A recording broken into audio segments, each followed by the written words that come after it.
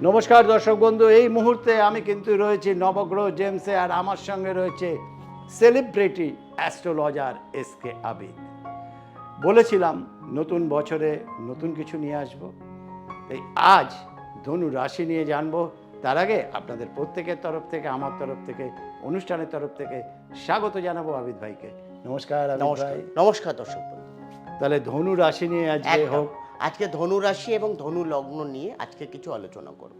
যেমন দেখো, আমরা যে 12খানা রাশি পাই, সেই রাশি অনুযায়ী আমরা যে ধনু রাশির ঘর পাই সেটা কিন্তু 9 নম্বর ঘর। 9 নম্বর ঘর হচ্ছে আমাদের ভাগ্য এবং পিতা। আমাদের ভাগ্যের জায়গা কে দেখে? অর্থাৎ জুপিটার, বৃহস্পতি।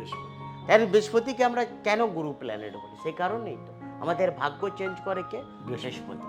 তাহলে দেখো, বৃহস্পতি অর্থাৎ মীন রাশি আর ধনু রাশির অধিপতি কিন্তু বৃহস্পতি।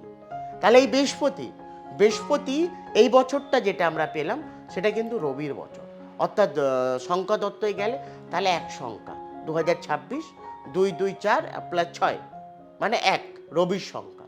তাহলে রবির সংখ্যায় আমরা ধনু লগ্নকে, অর্থাৎ বৃহস্পতি 9th হাউস, ভাগ্যস্থান। তাহলে ধনু রাশির জন্য এই বছরটা যথেষ্ট ভালো, অর্থাৎ ভাগ্যর জায়গা। কেন? অগ্নিতত্ত্ব, অর্থাৎ আমরা অগ্নিতত্ত্বের মধ্যে বৃহস্পতিকেও পাই। এই বৃহস্পতি কোন ঘরে বসলে বৃহস্পতি উচ্চস্থ ফল দেয়? বৃহস্পতি সবসময় কর্কট রাশি, অর্থাৎ চন্দ্রের ঘরে বৃহস্পতি উচ্চস্থ ফল দেয়। বৃহস্পতি চন্দ্র রাশির ঘরে কেন ভালো ফল দেয়? অর্থাৎ বৃহস্পতি আর চন্দ্র এক ঘরে বসলে আমরা একে বলা যায় গজকেশরী যোগ। গজকেশরী যোগ কারোর যদি জন্মছকে থাকলে তাদের পৈতৃক ব্যবসা, পৈতৃক প্রপার্টি তাদের প্রচণ্ড পাওয়া যায়। বৃহস্পতি থেকে আমরা ধর্ম, কর্ম, উচ্চশিক্ষা, বৃহস্পতির যারা জাতক বাজে তারা প্রচণ্ড এডুকেশন ভালো হয়, তারা আবার ব্যবসা করে, তাদের ক্ষেত্রে চাকরি নয়। সিংহ লগ্ন, একটা জিনিস মাথায় রাখবেন, সিংহ লগ্ন, ধনু লগ্ন, মীন লগ্নর ক্ষেত্রে ব্যবসা ভালো। তাদের কি ব্যবসা ভালো? তাদের বেশিরভাগ অগ্নিতত্ত্ব, মানে রেস্টুরেন্টের ব্যবসা, প্রমোটিং ব্যবসা, প্রপার্টির ব্যবসা, রিয়েল এস্টেটের ব্যবসা খুব ভালো। এই বছরটা ধনু লগ্নর ক্ষেত্রে খুবই ভালো বছর। আপনারা যদি কোনো ব্যবসা করতে চান নতুন করে, তারা অবশ্যই করতে পারেন। কিন্তু ধনু লগ্নর ক্ষেত্রে গার্মেন্টসের ব্যবসা ভালো না, তাদের শুক্রর ব্যবসা। কেন? দেখো, শুক্র আর বৃহস্পতি যেহেতু দেবগুরু, শুক্র দৈত্যগুরু। তাহলে এক জায়গায় থাকলে খারাপ প্রভাব দেয়। অর্থাৎ বৃহস্পতি আবার দেখো রাহুর সঙ্গে জড়িত হলে খুব খারাপ প্রভাব দেয়। কেন? বৃহস্পতি রাহুর গুরুচণ্ডাল দোষ। সেই সময় অনুযায়ী আমাদেরকে দেখতে হয় বৃহস্পতি কোন ঘরে বসে আছে। আমরা দেখি যদি লগ্ন অনুযায়ী, কারো যদি ধনু লগ্ন, সেখানে বৃহস্পতি কোন ঘরে বসে আছে, অর্থাৎ কোন ঘরে বসে আছে, কোন হাউসে বসে আছে, কত ডিগ্রিতে বসে আছে। বৃহস্পতি কারো যদি 6 8 12, 6 8 12তে বসলে খারাপ প্রভাব দেয়। 6 8 12 অর্থাৎ আমরা একে দুস্থান ধরি, এটা মরাঘর বলা যায়। বৃহস্পতি সবসময় বৃষ রাশির ঘরে অতটা খারাপ প্রভাব দেয়, বেশিটা খারাপ প্রভাব দেয়। যেহেতু বৃহস্পতি শুক্র এক ঘরে বসলে ম্যারিড লাইফ নিয়ে সমস্যা দেয়, চরম সমস্যা দেয়।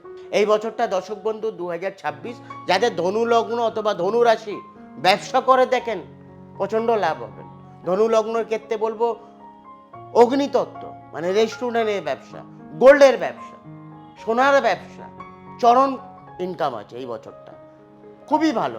প্রপার্টির ব্যবসা, যাদের প্রপার্টি নিয়ে ঝামেলা চলছে, পৈতৃক সম্পত্তি নিয়ে ঝামেলা, তাদের এই বছরে একদম ক্লিয়ার হয়ে যাবে।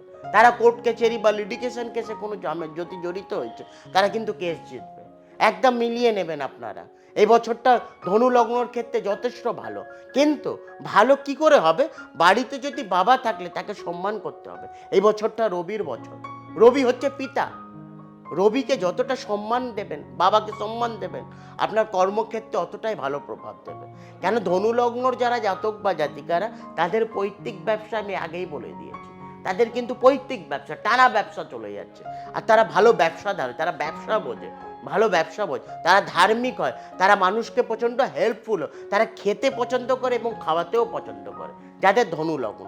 তা আমাদেরকে পার্টিকুলার ধনু লগ্ন অথবা ধনু রাশি যাদের যদি আছে বা অনেকেই জানতে চায়, তাহলে অবশ্যই আমার মেলের মধ্যে আপনারা করবেন বা ইউটিউবে আপনারা মেল করবেন, আমি সেইখানে ডিটেলস আপনাদেরকে বলে দেবো। আর দর্শক বন্ধু, যদি সত্যি লাভটাকে নিতে হয় তাহলে অবশ্যই কিন্তু যে নাম্বারটা রয়েছে স্কলিংয়ে, এই নাম্বারে ফোন করে বুকিং করে যোগাযোগ করতে হবে। অগ্রিম বুকিং বাঞ্ছনীয়। 47A Rashbehari Avenue, Kalighat metro station, 5 নম্বর গেট থেকে বেরিয়ে পায়ে হেঁটে 2 মিনিটের পর। নাম্বারে ফোন করলে যারা আছেন তাদের আপনাদের একদম সম্পূর্ণরূপে গাইড করে দেবেন। আর আবিদ ভাইয়ের কাছে এলে আপনি অবশ্যই কিন্তু আপনার জীবনের সাকসেস পেতে বাধ্য। এই বলে অনুষ্ঠান শেষ করব, দাদাকে বিদায় জানাবো। আপনাদেরও কিন্তু চ্যানেলটাকে লাইক শেয়ার সাবস্ক্রাইব করতে ভুলবেন না। আবার একটি অনুষ্ঠানে আরেকটি গ্রহ নিয়ে আলোচনা হবে। আজকে বিদায় নেব। নমস্কার। নমস্কার দর্শক।